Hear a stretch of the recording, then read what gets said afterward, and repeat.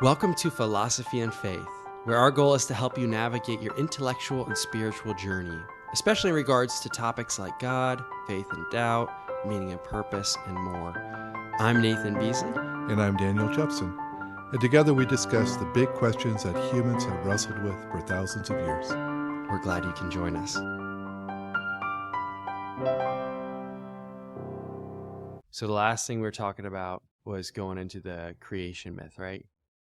Or yeah. No? Now let's talk about the creation myth a little bit. Okay, All cool. right. Let's do it. All right. Plato, in one of his dialogues at Timaeus, he gives an account of creation. And again, it's a myth or a parable. He's not necessarily saying this is how it actually occurred, but it's his way of explaining what he thinks reality is like. The best way to put that. Okay. In this account, a spiritual being, not the creator God like us, he's a spiritual being within the realm of reality, as it were. And he's labeled the Demiurge. I forget why. It's a weird title, isn't it? Yeah. Demiurge. Anyway, the Demiurge, before he does this, the only thing that exists is the realm of forms or the realm of ideas. But the Demiurge takes matter and begins fashioning this physical world with kind of the blueprint of the forms in mind, but he has to use this matter. And the matter is a little bit recalcitrant, like Plato, the modeling clay would be. It has limitations. So you can't really make the perfect horse or the perfect form of justice within this world. All you can do is create things that are like it in some way, that have some similarities to it. And that's what this world consists of. This physical realm consists of what the Demiurge has created out of matter to bear some resemblance to, inspired by the blueprint of the forms, as it were. I'm simplifying that. Sure. But that's kind of tells you the relationship between those two. The best thing you can do then is try to look at something and using your mind, try to understand the form of that thing and not just understand the individual instance like that particular horse or that particular human. And so it affects the whole way that he's thinking through the goal of philosophy or the goal of wisdom or the goal of life. That's where he's going with that. Does that make sense at all? Yeah. Okay. Now, again, in Christian theology, the forms become what's in God's mind as he creates. Now, the Demiurge is not the creator God. The Demiurge is working with pre-existing material and pre-existing ideas. I mean, I was going to ask, like, okay, where did that come from? But he's just given a story to try to illustrate. So Yes. He's not trying to answer that question. No, I don't think he is. Okay. Some people disagree on how seriously you should take that. Okay. So that's going to be different. But what's also going to be different then, but kind of like Plato, is when Neoplatonism comes along, they've got this whole hierarchy of spiritual being. Depending on the particular form of Neoplatonism, very closely tied to some of the mystery religions of the 1st and 2nd century AD, they've got these hierarchy of spiritual beings, right? And they even have names for each one of them. The Demiurge occupies a middle lower position on that. So he's not even close. This Demiurge is not even close to being the one God or the one. And they would argue in Neoplatonism that he makes a mistake when he does this, that this physical world shouldn't be here. The Demiurge messed it up, or the craftsman, as they often call it. It's a blunder. It's a mistake. Yeah. So then you've got this whole idea that the goal of enlightenment, but even the virtuous life, is to move away from the physical as much as you are able. Yeah. Because it's valueless. It's a mistake.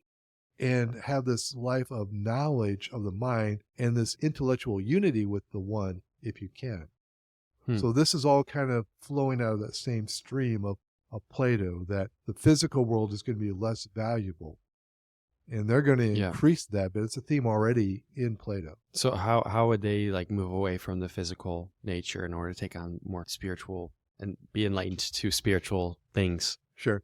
Well, first you would just say that those things don't matter. They're valueless. Just the physical, it doesn't matter. Right. So that's like Paul saying hey, what you guys say is what you do in your body doesn't matter because it's all going to hell in a handbasket. Food for the body for food. Yeah. That's how he quotes them. And so you already see that idea. Paul's writing in the 1st century. Neoplatonism as a system isn't developed until the 3rd century, but Its antecedents are here. Now, once you make that move, that the physical world is not valuable, you have two roads before you. There's like a fork in the road then. One of those is the way of asceticism, saying because of that, we're not going to engage with the physical world as much as possible. We're only going to do the things we have to do to survive. So we're just going to eat as little food as we can. We're going to abstain from sex. So abstinence becomes something very prevalent as part of the spiritual life here. Mm-hmm. It's not in the Bible. We're going to abstain from sex. We're going to abstain from food as much as possible. So you see this in a lot of the monks and a lot of the theologians emphasizing self-denial. Part of it is coming out of this. That's one road. The other road is to say, well, the body and the things we do with the body don't matter. Therefore, do whatever you want. Have all the sex you want, go to all the prostitutes you want, eat, drink, and be merry, because all those things are valueless anyway, so it doesn't make any difference in your spiritual ascent. Mm-hmm. And that's the more popular road for obvious reasons. Also not really in Scripture. Right. Yeah. So you got this full kind of denial of the body or dishonoring of the body, or this full just embrace of like, it's also a dishonoring of the body, I guess, but just on the other side of that. Sure. That yeah, it's dishonoring excess. The body because the body is part of the half of the whiteboard that's not valuable. Mm-hmm. That's not a biblical thought. And yet we still see the way that works within many Christians' approach to life today. Yeah, on both sides of that spectrum. Sure. But more popularly in our context, maybe on the latter side of that. Yeah. But even well into the late Middle Ages, you would have the Catholic Church often teaching that sex is only for reproduction. And if you're not using it for that, then you are sinning. And they would try to denigrate the pleasure of that. You need it because we need more people. God created us to have children that way. But really, we want to minimize sexual pleasure and sexual glory as much as possible. And then, of course, the opposite side is today, where for most people, sex has no spiritual meaning at all. It's just almost recreational. Feel like you want to do that? Do it. It doesn't have this profound effect on you spiritually because it's a bodily. And also it's disconnected from the procreative act. Yeah, usually. So both polarities of the spectrum. Yeah, exactly. So is that also related to is the abstinence concept related to why the priesthood is in the Catholic tradition is reserved for single men? Yes. Is that why they... That's interesting. Yeah, I mean, you certainly don't get it from the Old Testament, do you? Priests in the Old Testament were. They were? Yeah. Yeah. And then in the New Testament, I don't think it's proven to me, but from what I've read, to be a member of the Sanhedrin, you had to be married. Mm-hmm. And so or to be a Pharisee of the highest order, you had to be married. Mm-hmm. And that's why many people feel like Paul was, in his past, before his conversion, a Pharisee. That's why they feel like he had a wife previously. Yeah. Because in his role as a teacher and a Pharisee, that would have been expected. Yeah. And I mean, I certainly don't want to make a caricature of Catholic theology. I think it's more robust than that with some of the stuff Paul says, but it's got some roots in that. I mean, Paul makes the point that as a single person, you can do more for the kingdom and that kind of thing. So yes, there is that. There's that. But I heard a Jewish anecdote about marriage. If you're interested. Lay it on me.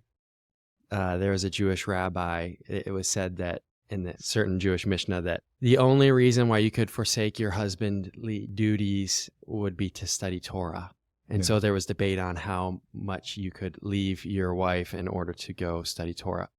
And one rabbi said it was 7 years. And so he left for 7 years to study Torah. And when he came back before he entered in, he heard his wife having a conversation with one of her friends, and her friend was like, that's got to be so hard for him to leave for 7 years. And she, being a good wife, said, tell you what, because he's studying Torah, I give him another 7 years. It's just so good and godly of him. So before he went in, he turned back around, went and left for another 7 years to study Torah. Interesting story. Yeah. My point with all that is that this dualism is not a historical antecedent that only historians of philosophy should be interested in. It's something, for good or for bad, that has shaped Christian thought and even the thought of Christians living in the Western world in the 21st century.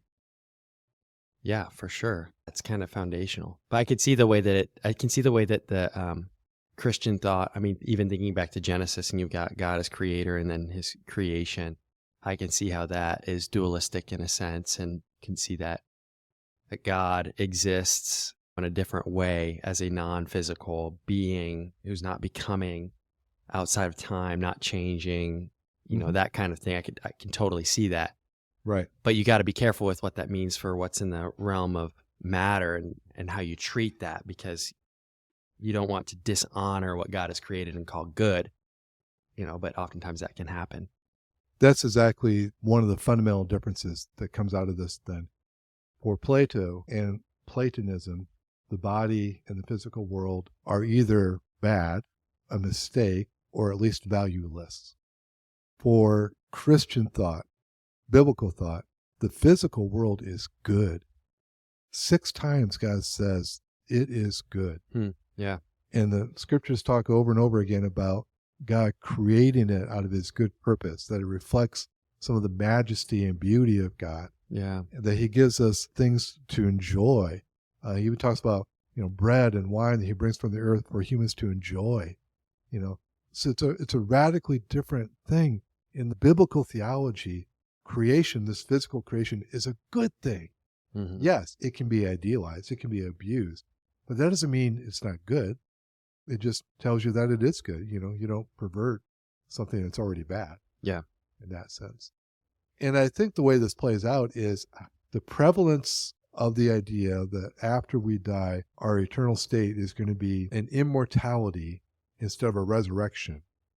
So this non-bodily existence in heaven on the clouds somewhere, the prevalence of that idea drives me crazy, because that is not the biblical idea.